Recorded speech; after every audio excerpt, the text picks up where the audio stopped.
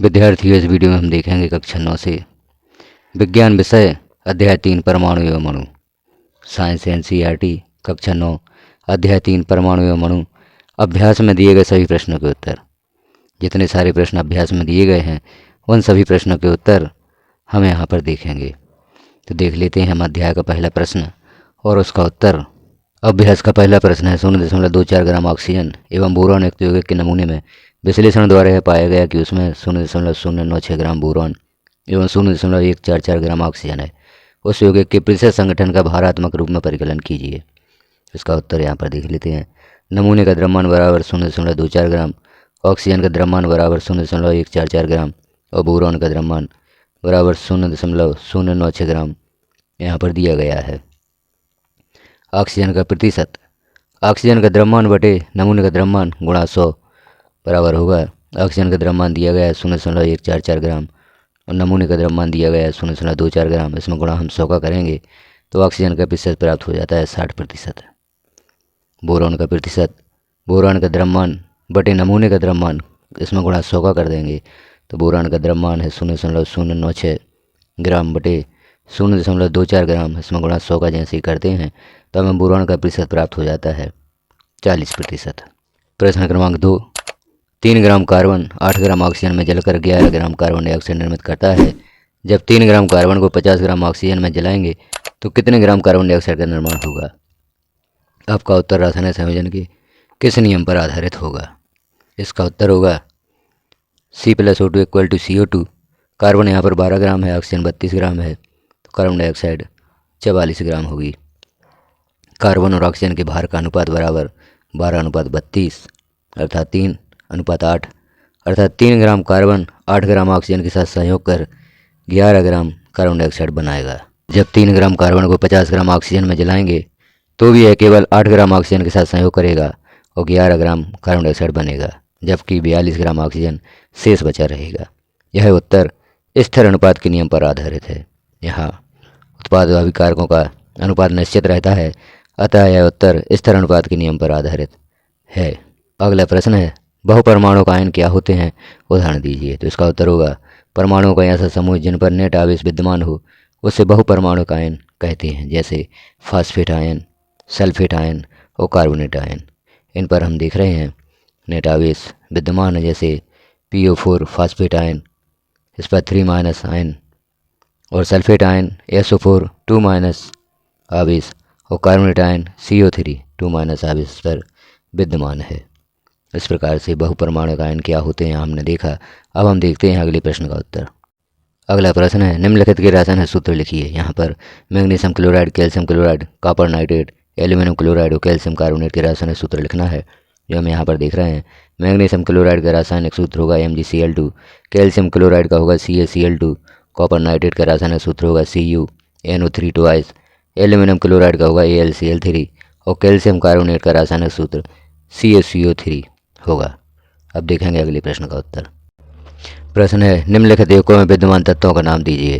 जैसे बुझा हुआ चूना, इसमें हमें विद्यमान तत्वों के नाम बताना है, तो इसका उत्तर होगा इसका रासायनिक नाम कैल्शियम हाइड्रोक्साइड है तथा रासायनिक सूत्र CaOH2 है। इसमें विद्यमान तत्व कैल्शियम Ca, ऑक्सीजन O और हाइड्रोजन H है। तो बुझा हुआ चूना जो कैल्शियम हाइड्रोक्साइड है, इसमें विद्यमान तत्व कैल्शियम, ऑक्सीजन और हाइड्रोजन है। हाइड्रोजन ब्रोमाइड में कौन कौन से तत्व विद्यमान हैं, तो इसका उत्तर होगा इसका रासायनिक सूत्र HBr है। विद्यमान तत्व होंगे हाइड्रोजन और ब्रोमीन। हम देख रहे हैं इसमें H हाइड्रोजन, Br ब्रोमीन विद्यमान है। बेकिंग पाउडर या खाने वाला सोडा, इसमें कौन कौन से तत्व विद्यमान हैं, इसका उत्तर होगा इसका रासायनिक नाम सोडियम बाइकार्बोनेट है। इसका रासायनिक सूत्र NaSCO3 है। इसमें हम देख रहे हैं Na सोडियम है, हाइड्रोजन है, कार्बन और ऑक्सीजन, इसमें इतने तत्व विद्यमान हैं। अगला है पोटेशियम सल्फेट। इसका रासायनिक सूत्र होगा K2SO4 और इसमें विद्यमान तत्व K पोटेशियम है, S सल्फर है और O ऑक्सीजन है। तो इसमें विद्यमान तत्व हैं पोटेशियम सल्फेट में पोटेशियम, सल्फर और ऑक्सीजन। अगला प्रश्न है निम्नलिखित पदार्थों के मोलर द्रव्यमान का परिकलन कीजिए। एथाइन या C2H2 का मोलर द्रव्यमान हमें यहाँ पर निकालना है, मोलर द्रव्यमान का परिकलन करना है। तो इसका उत्तर होगा मोलर द्रव्यमान बराबर 12 ग्राम गुणा 2। कार्बन का मोलर द्रव्यमान 12 है जो कि 2 कार्बन के परमाणु है तो इसमें हम 2 का गुणा कर देंगे। हाइड्रोजन 1 ग्राम, इसमें हम 2 का गुणा कर देंगे क्योंकि 2 परमाणु हैं, तो यहाँ पर हमें प्राप्त होगा 24 ग्राम धन 2 ग्राम बराबर 26 ग्राम एथाइन का मोलर द्रव्यमान प्राप्त होगा। सल्फर अणु का मोलर द्रव्यमान, सल्फर अणु S8, इसका मोलर द्रव्यमान होगा, सल्फर का जो द्रव्यमान है वह 32 ग्राम है, तो इस 8 परमाणु हैं तो हम इसमें 8 का गुणा कर देंगे तो हमें प्राप्त हो जाता है मोलर द्रव्यमान बराबर 256 ग्राम। फास्फोरस अणु या P4, फास्फोरस का परमाणु द्रव्यमान बराबर 31 है, तो मोलर द्रव्यमान होगा 31 ग्राम गुणा 4 बराबर 124 ग्राम। हाइड्रोक्लोरिक अम्ल या HCl, HCl का मोलर द्रव्यमान बराबर 1 ग्राम प्लस 35.5 ग्राम, क्योंकि क्लोरीन का द्रव्यमान है वह 35.5 ग्राम है और हाइड्रोजन का 1, इन दोनों को हम जोड़ देंगे तो हाइड्रोक्लोरिक अम्ल का मोलर द्रव्यमान प्राप्त हो जाएगा 36.5 ग्राम। नाइट्रिक अम्ल या HNO3 का मोलर द्रव्यमान, इसका उत्तर भी यहाँ पर देख लेते हैं। हाइड्रोजन का द्रव्यमान 1 तो 1 ग्राम धन नाइट्रोजन का 14 ग्राम, इसमें हम 14 ग्राम जोड़ देंगे और ऑक्सीजन का द्रव्यमान या परमाणु द्रव्यमान 16 ग्राम होता है। ऑक्सीजन के 3 परमाणु हैं तो 3 का गुणा कर देंगे, तो यहाँ जब हम इसे हल करेंगे तो 1 ग्राम धन 14 ग्राम धन 16 में 3 का गुणा करेंगे तो 48 ग्राम प्राप्त होगा और सभी को जोड़ देंगे तो 63 ग्राम नाइट्रिक अम्ल का मोलर द्रव्यमान हमें प्राप्त हो जाता है। अगला प्रश्न है निम्न का द्रव्यमान क्या होगा। जैसे 1 मोल नाइट्रोजन परमाणु, तो इसका द्रव्यमान हमें ज्ञात करना है, तो नाइट्रोजन का परमाणु द्रव्यमान बराबर 14 U होता है, अतः 1 मोल नाइट्रोजन परमाणु का द्रव्यमान बराबर हो जाएगा 14 ग्राम। इसी में अगला है 4 मोल एल्यूमिनियम परमाणु, एल्यूमिनियम का परमाणु द्रव्यमान बराबर 27, इसलिए इसका उत्तर होगा 1 मोल एल्यूमिनियम परमाणु का द्रव्यमान बराबर 27 ग्राम। तो 4 मोल एल्यूमिनियम परमाणु का द्रव्यमान 4 गुणा 27, 27 का 4 गुना कर देंगे तो हमें 4 मोल एल्यूमिनियम परमाणु का द्रव्यमान प्राप्त होगा 108 ग्राम। अगला है 10 मोल सोडियम सल्फाइड Na2SO3, इसका हमें द्रव्यमान ज्ञात करना है, तो 1 मोल सोडियम सल्फाइड का द्रव्यमान बराबर होता है 23 गुणा 2 धन 32, जो कि सल्फर का द्रव्यमान है, इसका 1 परमाणु 1 का गुणा कर देंगे। ऑक्सीजन का द्रव्यमान 16 है, जो कि 3 परमाणु है तो 3 का गुणा कर देंगे, हमें यहाँ पर प्राप्त होगा 23 गुणा 2 बराबर 46 धन 32 गुणा 1 बराबर 32 और 16 48, यानी 16 में 3 का गुणा कर देंगे तो 48 प्राप्त होगा, तो 46 धन 32 धन 48 बराबर 126 ग्राम 1 मोल सोडियम सल्फाइड का द्रव्यमान होगा। अतः 10 मोल का द्रव्यमान होगा 10 गुणा 126, 126 में 10 का गुणा कर देंगे तो 1260 ग्राम 10 मोल सोडियम सल्फाइड का द्रव्यमान प्राप्त हो जाता है। अगला प्रश्न है मोल में परिवर्तित कीजिए। जैसे 12 ग्राम ऑक्सीजन गैस इसे मोल में परिवर्तित करना है, तो ऑक्सीजन का परमाणु द्रव्यमान बराबर 16 U, तो ऑक्सीजन या O2 का आणविक द्रव्यमान बराबर हो जाएगा 32 U।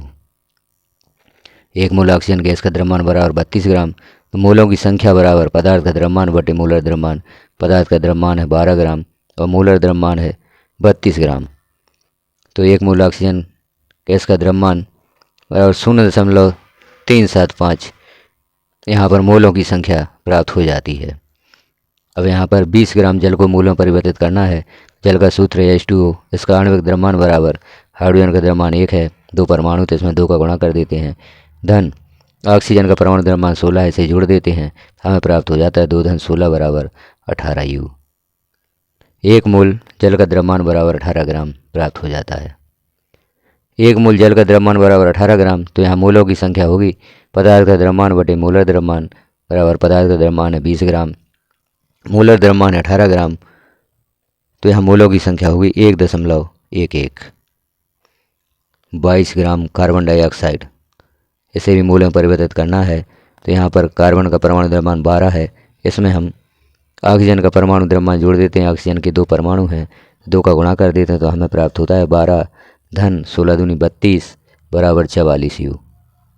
1 मोल कार्बन डाइऑक्साइड का द्रव्यमान बराबर 44 ग्राम है, तो मोलों की संख्या होगी पदार्थ का द्रव्यमान बटे मोलर द्रव्यमान। तो पदार्थ का द्रव्यमान है 22 ग्राम और मोलर द्रव्यमान है 44 ग्राम, तो यहाँ मोलों की संख्या होती है, जब हम 22 में 44 का भाग देते हैं 0.5।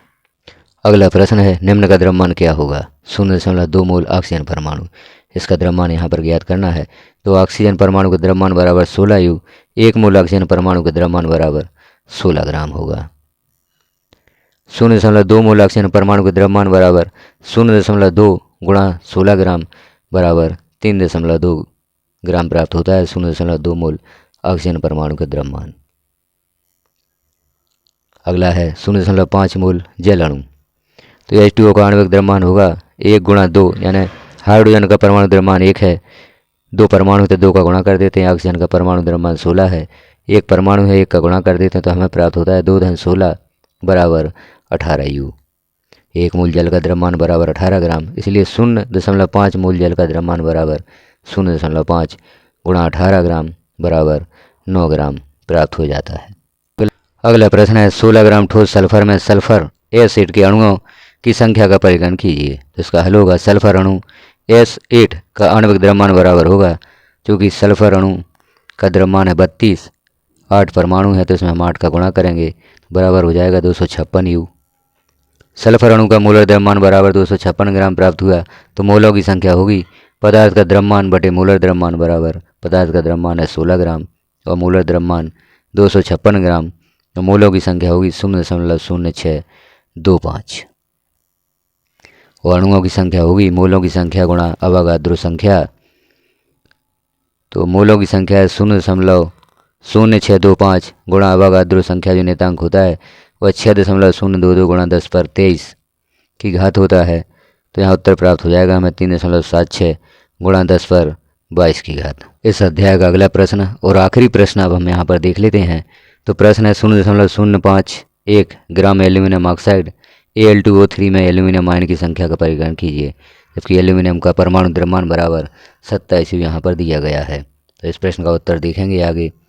Al2O3 का मोलर द्रव्यमान बराबर एल्यूमिनियम का द्रव्यमान 27, 2 परमाणु हैं 2 का गुणा कर देंगे, धन ऑक्सीजन का परमाणु द्रव्यमान 16 है, ऑक्सीजन के 3 परमाणु हैं तो 3 का गुणा कर देंगे, बराबर हमें प्राप्त होता है 27 गुणा 2 54, धन 16 में 3 का गुणा करते हैं तो 48 प्राप्त होता है, 54 में 48 जोड़ देते हैं, बराबर 102 ग्राम Al2O3 का मोलर द्रव्यमान प्राप्त होता है। अब मोलों की संख्या ज्ञात करना है, तो मोलों की संख्या बराबर पदार्थ का द्रव्यमान बटे मोलर द्रव्यमान बराबर पदार्थ का द्रव्यमान है 0.051 ग्राम और मोलर द्रव्यमान है 102 ग्राम, इसका भाग दे देते हैं तो मोलों की संख्या प्राप्त होती है 0.0005। अणुओं की संख्या भी ज्ञात कर लेते हैं, तो मोलों की संख्या गुणा अवोगाद्रो संख्या बराबर 0.0005 गुणा अवोगाद्रो संख्या है 6.022 गुणा 10⁻23 की घात। यहाँ जब हम गुणा करते हैं तो हमें प्राप्त होता है 3.011 गुणा 10⁻20 की घात। तो एल्यूमिनियम आयन की संख्या होगी 2 गुणा 3.011 गुणा 10⁻20 की घात बराबर 6.022 गुणा 10⁻20 की घात। अणुओं की संख्या इस प्रकार से प्राप्त होगी। तो एल्यूमिनियम आयन की संख्या में यहाँ पर प्राप्त हुई है 6.022 गुणा 10⁻20 की घात। तो इस प्रकार से हमने इस अध्याय के अभ्यास में दिए गए परमाणु एवं अणु अध्याय के जो अभ्यास में प्रश्न दिए गए थे उन सभी के उत्तर हमने यहाँ पर देखे। इस चैनल पर कक्षा 9 और 10 विज्ञान के सभी अध्यायों के प्रश्नों के उत्तर पब्लिश किए गए हैं और आगे अन्य कक्षाओं के प्रश्नों के उत्तर भी पब्लिश किए जाएंगे। यदि आप सभी अध्यायों के प्रश्नों के उत्तर यहाँ पर देखना चाहते हैं तो चैनल को सब्सक्राइब कर लें, चैनल पर विजिट करें और देखें कक्षा 9 और 10 विज्ञान के सभी अध्यायों के प्रश्नों के उत्तर सरल और सहज तरीके से, जिनसे आप अपनी परीक्षा की तैयारी बहुत ही अच्छे से कर सकते हैं। तो आप चैनल को सब्सक्राइब अवश्य कर लें, वीडियो को लाइक करें, अन्य साथियों तक शेयर करें ताकि सभी विद्यार्थियों को इसका लाभ प्राप्त हो सके। वीडियो को लास्ट तक देखने के लिए आपका धन्यवाद।